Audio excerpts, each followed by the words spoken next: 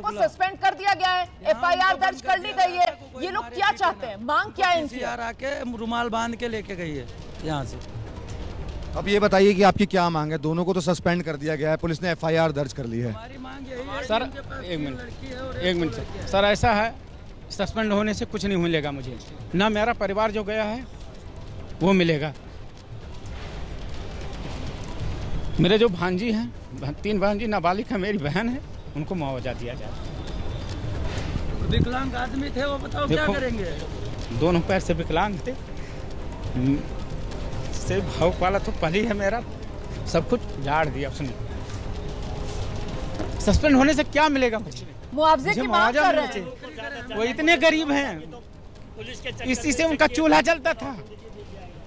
बिल्कुल रमाना, देखिए जो चाय की दुकान चलाते थे उसी से घर चलता था। घर में नाबालिग बेटियां हैं, उनकी शादी कौन करेगा? कमाने वाला सिर्फ एक ही शख्स था घर के अंदर, वो अब नहीं रहे हैं। तो इनकी ये मांग है कि उनको मुआवजा दिया जाए ताकि जो आगे का परिवार है वो किसी तरीके से अपनी जिंदगी गुजर बसर कर कोई सके। स्थानीय विधायक यहाँ पर पहुंचा है अभी तक? कोई सरकार का नुमाइंदा यहाँ पर पहुंचा है? क्योंकि अगर मुआवजे की जिस तरीके से मांग इनकी तरफ से की जा रही है, तो फिर क्या अपने प्रतिनिधि से इस तरीके की मांग आगे रखने की कोशिश इन लोगों की तरफ से की जा रही है क्या?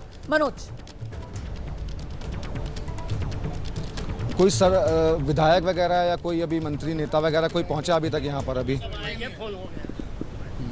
तक आया कोई नहीं है। अभी रास्ते में है, यहाँ के स्थानीय विधायक जी, उनसे बात हो गई, अभी रास्ते में, वो अभी थोड़ी देर में पहुँच रहे हैं। अभी यहाँ कोई पहुंचा नहीं है, लेकिन स्थानीय विधायक या अगर बात करें जो बाकी के नेता हैं वो भी रास्ते में हैं। थोड़ी देर में यहाँ पर पहुंचेंगे और उसके बाद ये जो लोग हैं वो अपनी बात उनके सामने रखेंगे। तो दिल्ली सरकार से मुआवजा चाहते हैं?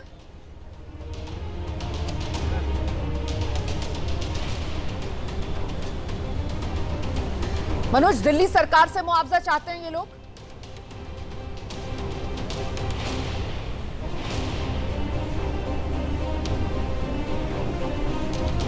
मनोज, मेरी आवाज मिल रही है तो जरा इनसे पूछिए, दिल्ली सरकार से मुआवजे की मांग कर रहे हैं ये?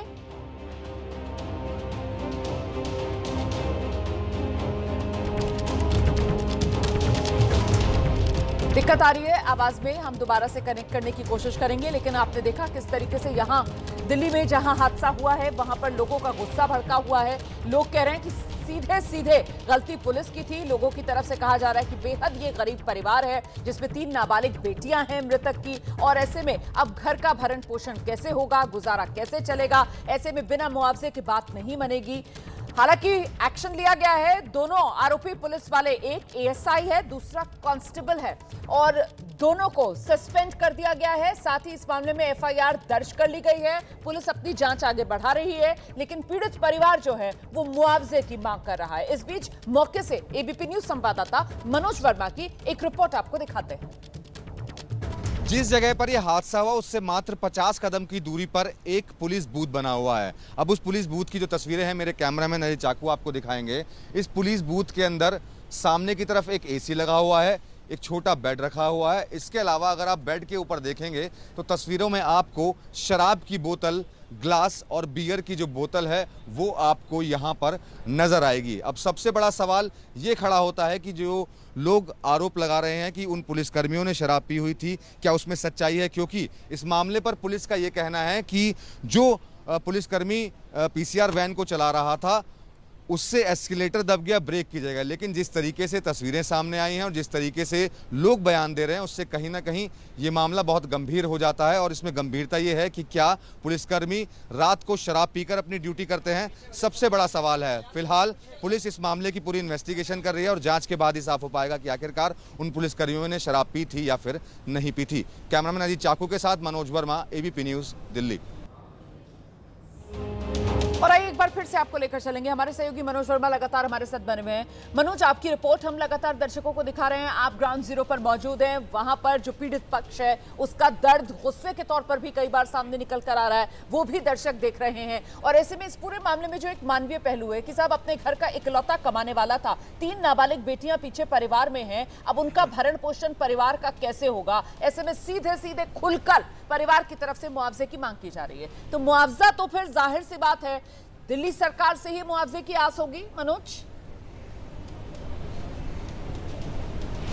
जी बिल्कुल, देखिए मुआवजे की जो आस होगी वो दिल्ली सरकार से ही होगी। परिवार के लोग हमारे साथ मौजूद हैं, उनसे एक बार फिर जान लेते हैं। जो मुआवजे की जो आप बात कर रहे हैं वो तो दिल्ली सरकार ही दे पाएगी, तो क्या अभी कोई फ़ोन आपके पास आया या कोई आने वाला? का फ़ोन नहीं आया सर, ना किसी से कोई और बात हुई है।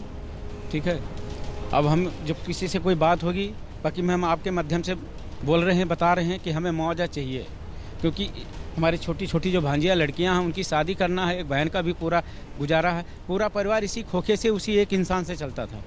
अब कोई था नहीं, यहीं से यहाँ से अंधकार है। लेकिन मुआवजा दिल्ली सरकार ही देगी, क्या उम्मीद है दिल्ली सरकार से कुछ आपको? हो अभी कोई बात नहीं हो तो मैं क्या बता सकता हूँ। हो सकता है, क्यों, उम्मीद तो है ही है। आज के ऊपर दुनिया चलती है उम्मीद के ऊपर। आगे अभी कोई बात नहीं, बात होगी तभी कुछ कन्फर्म बता पाएंगे हम लोग।